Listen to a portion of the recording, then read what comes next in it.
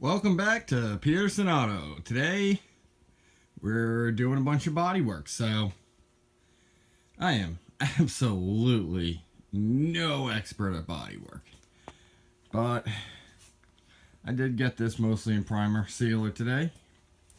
So all these little Sharpie marks the whole way around.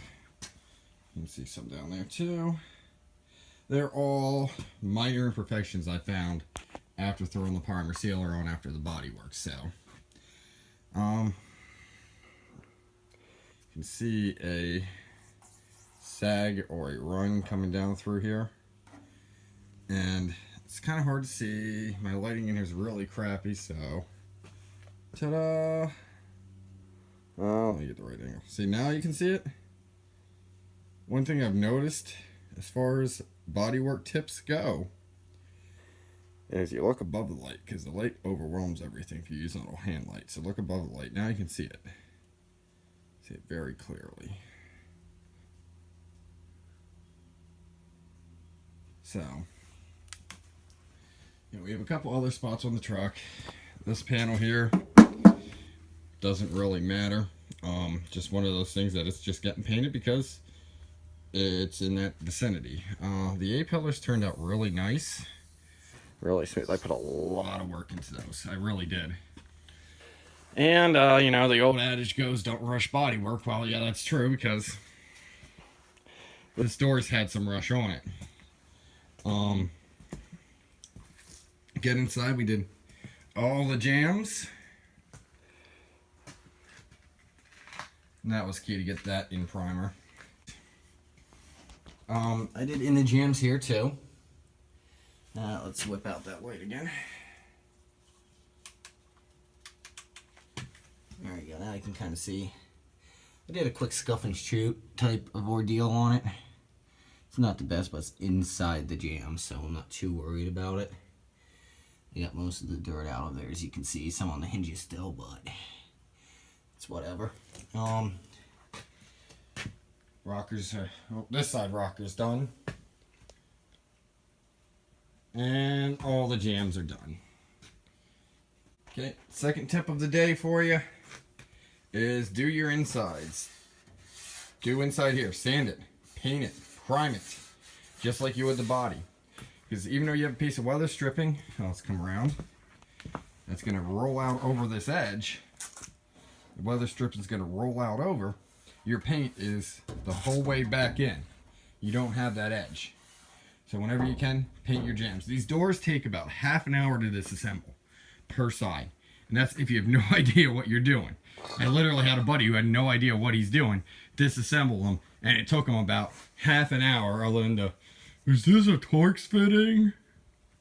So bear in mind, other than that fact and that question, took about a half an hour. Well worth it per side. Rear window takes 10 minutes to come out. Again, the inside of things right here. Now this is a little rough on the inside still. I'll probably hit that with some 400. Now they got primer on it. Probably hit that with like some 400, but do the inside here. Your window molding comes out to about here.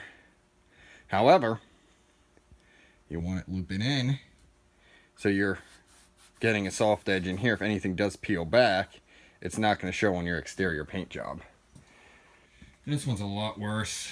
The guy doing my body work decided he wasn't going to take this tape off, and I didn't realize it until I put the sealer on. So, top of that, we got a lot little dings and whatever that is. Actually, let's get you some light. Lighting on the camera's not the greatest here. Okay, there you go. So you can see right there, that mark where the glare's on now. Looks like I touched it with something when I was doing it. And then you can see the line and the shadow from the tape that's still on there. I guess this door had a vent visor at one point. However, you did a good job on the bottom. Because the bottom of this is really smooth. There's some texture to it, but some spot primer or, a spot putty or some little heavy coat of primer here will work great for it. There's another one that I missed. There's another one too. There's a couple more here.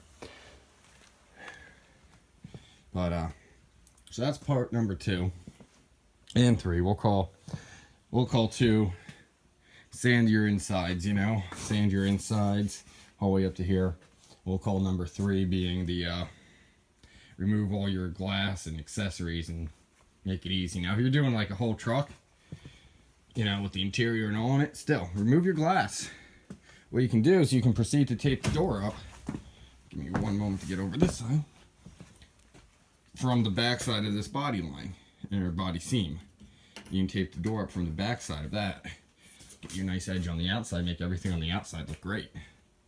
So, you know, just giving you some little tips there. I have a little spot there right at the edge of the drip rail. However, if you look down the drip rail, try to get a good picture there. You can see how smooth I made that. That's not perfect, but it's good enough. That is not Bondo. That is seam sealer. And why? Because this is a factory original seam up in here. So you seam seal the whole way up in here on your drip rails, and right hardware angle right there. That needs some before I put the final paint on. There's a cab visor going on this too, so I'm not too worried about that, but you know, something else to remember. I'm gonna go ahead and finish marking all the spots on this cab, and then it's gonna be time to do a couple little sanding tips I got for you. And you know, again, by no means am I an expert, but I've watched plenty of YouTube videos and no one puts them all in one place, so I'm gonna put them all in one place for you. If you like them, you can go ahead and check out different stuff there. As far as auto body goes, DIY auto body school with that guy, my friend Pete. I mean, he curses and screams a lot, but he knows the stuff. So, you know, if you're not quite family friendly, feel free to watch him. There's a lot of other DIY autos on there. There's this one Australian guy. And then there's Gunman. So, you know, those are the 3 I've been watching a lot of and I've learned a lot from. But yeah, so we're going to go ahead and get on to some sanding tips next. Okay, YouTube, you can see I've gone around the vehicle and put some spot putty here and there. Those big patches are really only like as thick as the original paint. So there's no real concern for those. There's a decal there, and my wonderful genius used a razor blade to get it off, which would have actually worked pretty good, except for the fact that, well, the razor blade was brand new and really sharp. The right side did really well. Once a sharp brand new razor blade went in there, it just kind of cut through the paint a bit. But that wasn't too big of a problem. Got a couple little spots here and there. Even went around the back. Put some on the back here. Up at the top of the cab. There were a few spots. There's a bunch of spots here. Looks like a little porous Bondo, which happens when you don't fold your Bondo. Couple spots at the bottom of the door. Just stone nicks and whatnot. So yeah, that's basically what's going on as far as the spot putty goes. Key is, and that's a good example, use as little as will work for what you're doing. You can clearly see there that my Sharpie mark is still there. So that shows you that I've used literally as little as possible. Same thing up here. You can see Sharpie marks are still there. I know I'm blocking the light a little bit on your YouTube. Might be better. And you see it's just little as possible. You're just feeling little imperfections. Could have actually put that on a little thicker right in here. It looks like we may have a low spot, but again, work truck. Got to keep telling myself that. Work truck. Just make it good enough, you know. Even though I want my first paint job on my own being good, I'm okay with good and not excellent, you know. Again, it is a work truck. I'm not going to put 5,000 hours in the body work. So these ones are feeling pretty good. This one's still got a divot here. Mostly it's because actually the door lip is bent forward. What I'm going to do is I'm going to make sure it marks up right again. And then I'm going to bend it back as need be. And If not, put more spot putty on it just to give it one more coat and smooth it out after I sand it, and we'll have a nice smooth transition there. Low spots, I'm not sure how much I'm going to do about them yet or not, down there and up there, but we're going to at least block them out and see how low they are for you. A little trick for that is use yourself a straight edge, which I got right off camera here. You put your straight edge up and see roughly how low it is. Now that's on the curve of the door and such, so that's not a good example. Better example would be like right about there. So that I could spot putty. Yeah, that's not much at all. You can see a little shadow. But that's a good idea to show you how low it is. Works on fairly flat panels. You know, it's not going to work on any compound curves, but it works on a fairly flat panel, and everyone's got a straight edge. This just happens to be a rusty old speed square. So, put your speed square, your straight edge on your panel, see how low your low spot is, and then determine how to fill or replace the panel as need be. You know, this door should be able to be filled without any problem, so we're going to probably go through and do that too. We'll see if we can mix up some Bondo for you. If I can find a good reason to, we'll mix up some Bondo for you and show you how to properly fold some Bondo also. Another tip, always use a block. This is a soft block, flexible sanding block. Looks like it's from Motor Guard. Whatever, I got it on Summit really cheap. So you have the light gray side, which is really soft. You can see the sponginess there. Actually, I'll give you a good example. You can see how the light gray side gives a lot easier than the dark gray side. So you always use a block. Take your block, wrap it in your paper,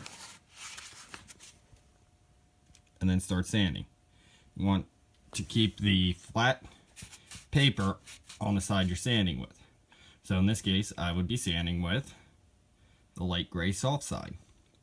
I'm going to actually flip that around for when I'm sanding. When you're using the block, you apply firm, even pressure, and that makes sure you don't get any finger marks or anything like that in your paint. So always use a block.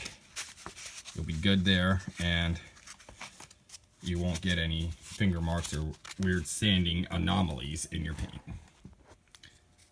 Okay, YouTube, next tip, when you're sanding out runs, like we have covered up here on this door, you want to go ahead and use a paint stick with your paper on it, wrapped around it. What that's going to do is that's a nice solid hard surface. When you go and sand, you're only going to sand the run. You're only going to sand the high spot. You're not going to sand the low. So that'll keep you from busting through your clear coat, your base coat, or your primer. So, I mean, use it all around. It's great all around. It works all over the place. You know, if you can use it, use the paint stick on any kind of runs. Well, YouTube, now you can see I have most of that run sanded out. There's a little spot down here. It might not be cured enough to sand. I don't know. It's kind of falling out. I did go through a little bit here and there. But again, this is one light coat of primer that I put on just to kind of see where everything's at. So I'm going to put another couple coats on once it's all body worked out. Another tip is, can't feel it with your finger, you're not going to see it. That I can feel. I can't feel any high or low ridges, but this here is definitely lower. So, you know, I could go ahead and block it out again. Will I? I don't know. I'm pretty sure if you lay a nice good coat over that of the 2K primer in urethane primer is what we're using here, if that matters to anyone, that you won't see any real issues. I did find a low spot here, so I marked it low, because there's definitely an indent. So we'll put a little skim coat on that. But I couldn't see that with my eye. I had light on in the right position, maybe on a finished paint job, not on a primer. There's a couple little dings and whatnot. See right there, I see something. All the scratches, can't feel them. So by the time, if you can't feel them in primer stage, by the time you're in paint, they're going to go ahead and finish out. So there are a couple little pot marks here and there, like right there, that one I can feel. That one I can't, but since I'm so close to it, I'll just put some putty on it. There's some little rough marks right in here. And some more in here. So, you know, we're going to get all those worked out today. And any more tips I come up with along the way, I'm going to give them to you. Okay, next tip on the list, your paint stick here. It's more for than just stirring, as you've seen with the last tip about sanding out runs. It's also a body gap checker. You should have a paint stick with gap anywhere you go, anywhere on the vehicle. The paint stick width, so you can see it's falling out, is going to give you enough. That's it. There we go. It's a little tight, but it'll work. That paint stick width gap is enough to prevent any kind of, we'll call it, bodily harm to your vehicle. So if panels don't line up perfectly, you flex it, you move it, you know, go over a curb or something, that paint stick gap is going to be enough to prevent further damage from your vehicle, to your vehicle, from any kind of body flex. So always use your paint stick as your gapping tool. I'll also go ahead and I'll put them in the gap, and if the gap's not enough, I'll put them in like this. Have someone loosen the bolts, pry it back to where it needs to go. They're flexible, so they have some give, but you can obviously, as you can see, bend them pretty good, or get in there and just pry like that and get that gap where it needs to be. And you can see smaller gaps, they work even better for that. Get that gap where it needs to be, then tighten it down. I've seen guys actually take 6 or 7 paint sticks, go around all their gaps, put them all in place, and then tighten panels down. So, you know, long story short, make sure you gap it before you paint it. Primer's not too key, but paint. Because once paint's on there, you wind up scratching it, you wind up nicking it, you know, you got to do a touch-up job. So what you can gap before paint, gap it before paint, and call it a day. Now, obviously, I have this cab off. There's the hood over there. There's the cowl panel, whatnot over there, the visor, etc. Those are not going to be gapped before paint, so we're going to have to lay tape on the front leading edge of the door, the back leading edge of the fender, and then gap them that way. Hopefully that tape will protect any contact that happens, and the paint stick will be used as the gapping gauge again. Alright YouTube, I got the 2K primer on the entire truck now, along with multiple other parts here. So, hood's back there. There we go. So, I didn't have a reason to put more Bondo on anything, so I didn't get to show you how to fold in Bondo. However, we have our 2K on. We have all of our runs worked out. No new runs. So, we're just about ready for paint. Hope you enjoyed our tips and tricks for body working there. And hopefully we'll have taught you something. Again, I didn't go into too much detail, but if you do need to know more or do want to know more, feel free to YouTube it. Like I said, there's a couple channels that I've been watching and getting all my information from. And you can go ahead and check them out, and I'm sure you'll get even more information than I got out of it. So, thank you for watching. Please like, comment, and subscribe.